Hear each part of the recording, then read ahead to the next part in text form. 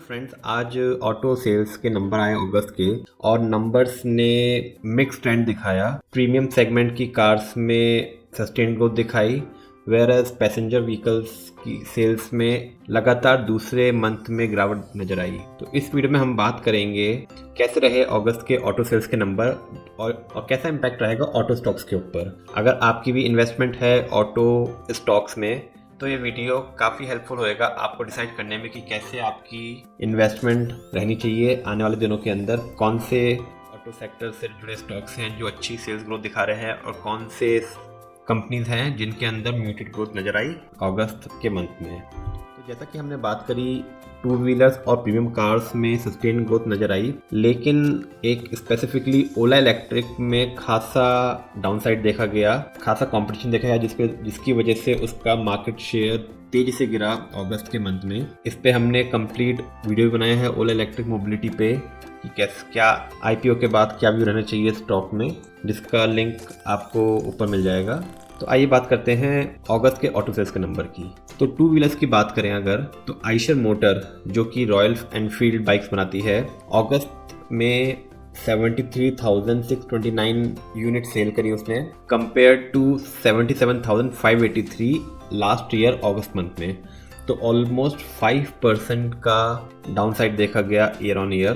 Bajaj Auto सबसे बेहतरीन प्रदर्शन किया जिसमें 2,08,621 यूनिट सेल करी बजाज ऑटो ने, compare to 1,60,820 units last year. तो ऑलमोस्ट 29.7% की ईयर ऑन ईयर ग्रोथ देखी गई, जिसकी वजह से बजाज ऑटो में आज ऑलमोस्ट 2% का जंप देखा गया। स्टॉक 11,106 रुपये पे क्लोज हुआ और स्टॉक ने पिछले 6 महीने के अंदर 35% का रिटर्न दिया है और पिछले एक साल में 139% का रिटर्न दिया है। टीवीएस मोटर कंपनी में भी अच्छी ग्रोथ दिखाई, जिसमें खासा ग्रोथ स्कूटर और मोपर्स में देखी गई। स्कूटर में लास्ट ईयर 1,42,502 यूनिट सेल हुई, जो 14.8% बढ़ के 1,63,629 यूनिट्स अगस्त मंथ में सेल हुई। वेयर एज मोपर्स जो रूरल एरिया में खासा यूज होती हैं, उसमें 22.3% की ग्रोथ देखी गई। तो लास्ट ईयर 36,561 यूनिट सेल हुई थी, जो इस साल बढ़ के 44,726 यूनिट सेल हुई। तो टीवीएस मोटर में भी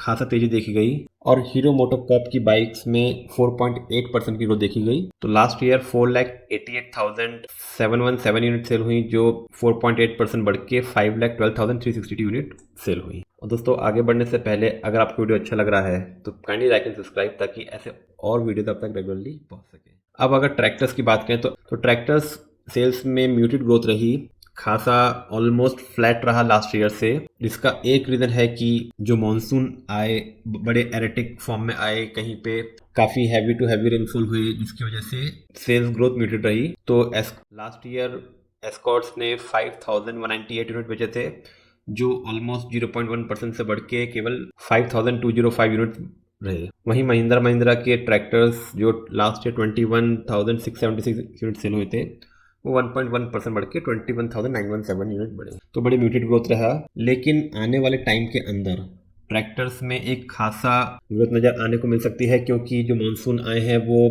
नियर नॉर्मल रहे हैं और बम्पर खारिफ की हार्वेस्ट हुई है and favourable terms for farmers हैं जो गवर्नमेंट सपोर्ट कर रही है। तो इसलिए डिमांड फॉर ट्रैक्टर्स आने वाले फेस्टिव सीजन में बढ़ने की उम्मीद नजर लगती है। ये 2 मंथ काफी म्यूटेड रहे, लेकिन आने वाला सीजन ट्रैक्टर सेल्स के लिए काफी अच्छा व्यू रखता है। अब बात करते हैं passenger vehicle and utility vehicles की। तो जैसा कि हमने बात करा कि पैसेंजर व्हीकल्स में लगातार दूसरे मंथ सेल्स नेगेटिव में रही, जिसका रीजन है एक्सेसिव कस्टमर बेस। तो पिछले 2 साल से रिकॉर्ड सेल्स देखी गई प्राइवेट पैसेंजर व्हीकल्स में, तो कस्टमर में डिमांड म्यूटेड है। और वैसे भी आने वाला सीजन, क्योंकि फेस्टिव सीजन है तो ज़्यादातर सेल्स दिवाली टाइम पे दिखती है, तो इसलिए भी एक पॉज नज़र आ रहा है मार्केट के अंदर। तो मारुति सुजुकी ने पैसेंजर व्हीकल्स के अंदर 18% की डाउनसाइड देखा, जहां लास्ट ईयर 85,509 यूनिट सेल करी, वो 18.8% गिर के इस